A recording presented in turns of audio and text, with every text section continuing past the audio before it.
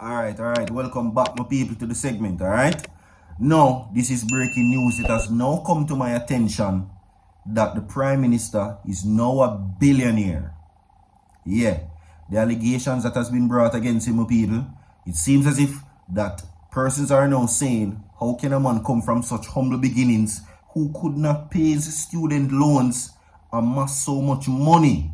Which leads me to ask you this question. If you could raise minimum wage, how much would you raise it to? I think currently it's at $15,000 per week. If you had the power to do so, how much you would have raised minimum wage to? Nobody tell me no 100 grand or no 50 grand, because let's be realistic, that's not possible. So if you could raise minimum wage, raise it to a price you think it would be fair to do so. Alright, my people, Guidance Saturdays continues, and Virtual TV wishes for you guidance in your going in and in your coming out for the rest of the day. Do me a favor, 500 likes are the targeted amount for this video, my people. So everybody get clicking on the like button. Virtual TV has been working for you extensively. You understand? Alright? Yeah, a billionaire status is now the Prime Minister's money that allegedly that has been brought forward now to the forefront. They will be provided, my people. And do remember, click the link inside the comment section. Go over to my TikTok account. Run it up to 1,000 followers, my people. Alright? Also coming up in the segment that everything when me I say to, by the way, will be provided in the video by audio, via video, or newspaper article. You will see it for yourself. So when they are read from the script, worse no one can see me. You understand? Anyway, the next segment is, my people, Mark Goldie now says that he has the Prime Minister's Integrity Commission report in his possession. That is major. He says that him not think Andrew know where in the report, because if him did know, he would have resigned from now.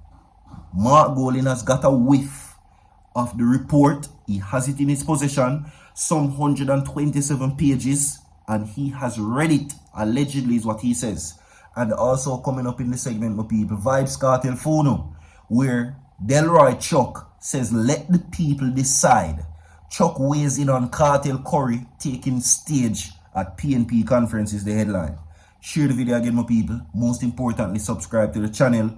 Leave a like on the video. Alright, click the link, go over to my TikTok account and follow the page, where I will be posting daily content food over there. So stay tuned for that. Now, with that being said, we're now going to take the stories in the relevant orders, my people, with the Prime Minister being a billionaire. Alright, my people, listen to this. I can't come to the reality. So you're telling me that the man who couldn't pay a student loan, defer past student loan payment, up till 2016, I never recall him being a billionaire. So your Prime Minister moved to a billionaire Jamaica, opened an account at the fraudulent company. You hear that? Name SSL. Hear what going on in the hey! You understand? SSL Jamaica. Show them that part, producer. Because I show them 170 pages, you know.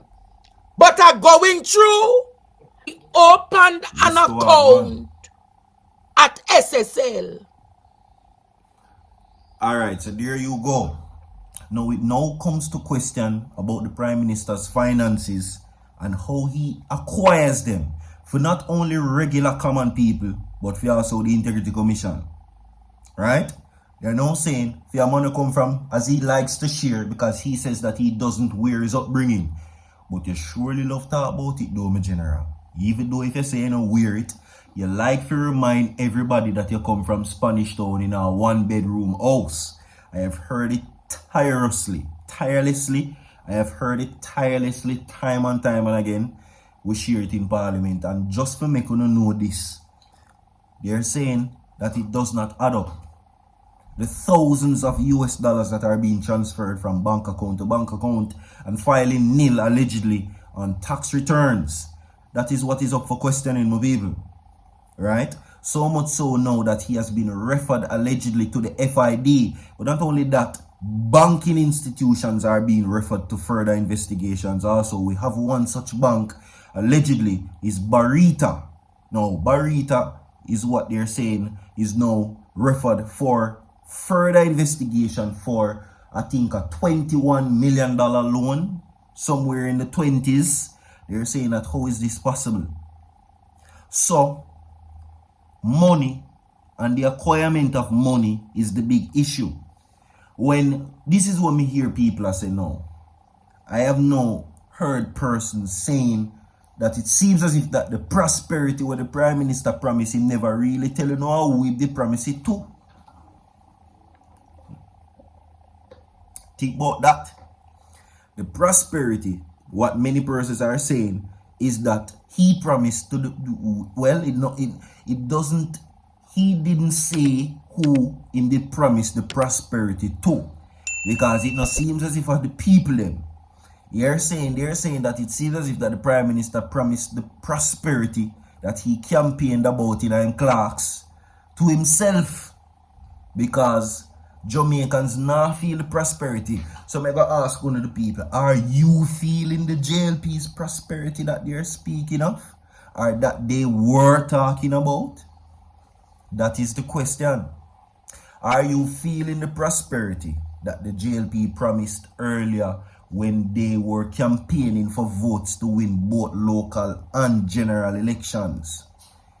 A billionaire status is what they're saying he now has. And the Integrity Commission, the anti-corruption body, are awaiting further instructions to now see if they have the authority to do so, to refer for further investigation. Mark Golding of the report. Listen to this. Table with it. I know what is in that report. I don't think Andrew Holness knows what's in that report. Let's tell the truth. I don't think him know. I have a new thing.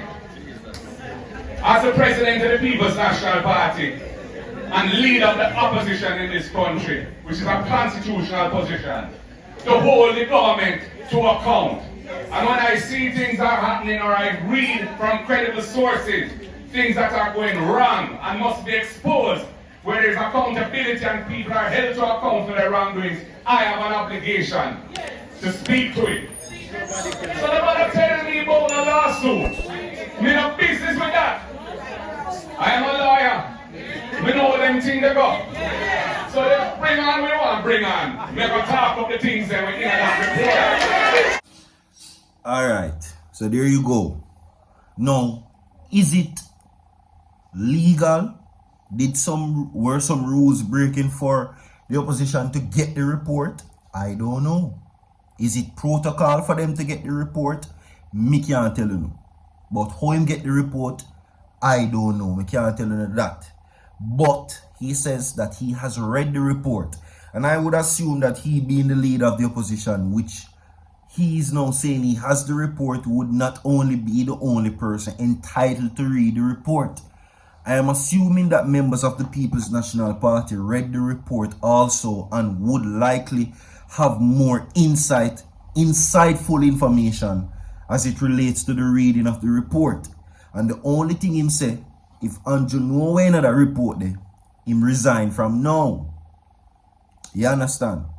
Because he says that him can't know the report and a threatened lawsuit. And you hear Mark Golding say bring the lawsuit come. He's not backing. Bring it come is what he says. Because he's a lawyer and he knows about whatever it is.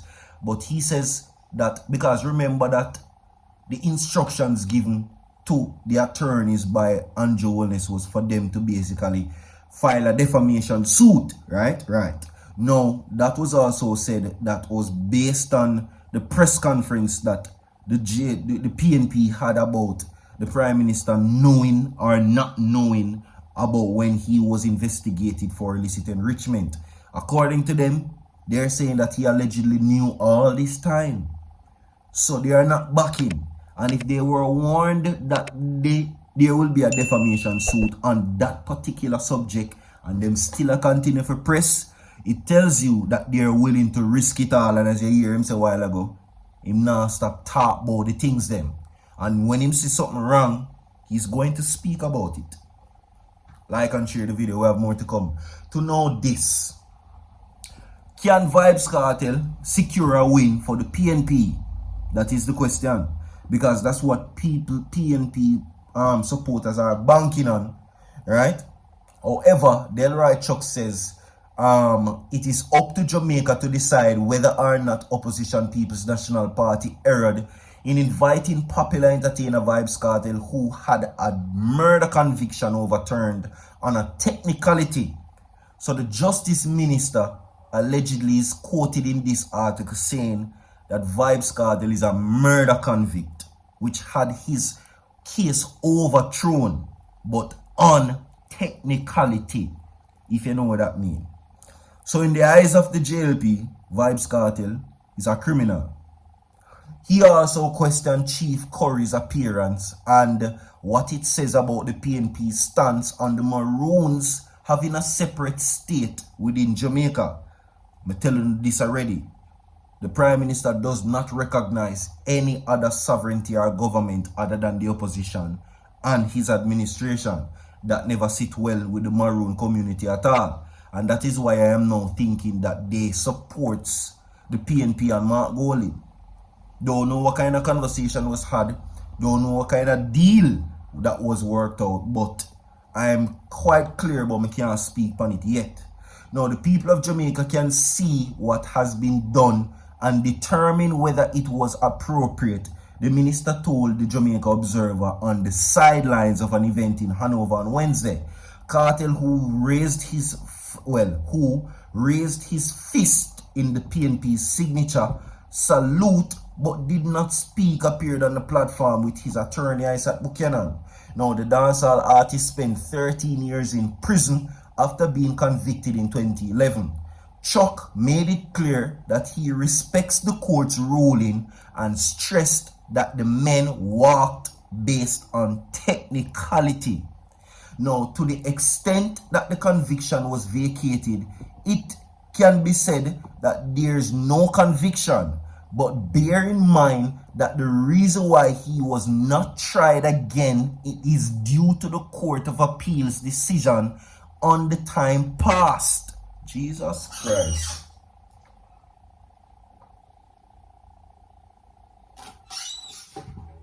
Una hear what going on, so? This man is saying he was not freed because he was not freed because of he was not guilty or he was not innocent.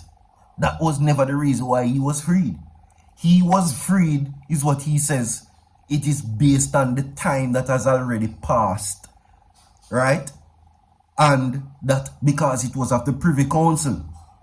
Meaning, we did talk about the breach. And if they had done so, it would be uncertain on when there would be a retrial. And that is the only reason why Delroy Chuck said them free. Jesus Christ. Mighty God. Let me read that for you again.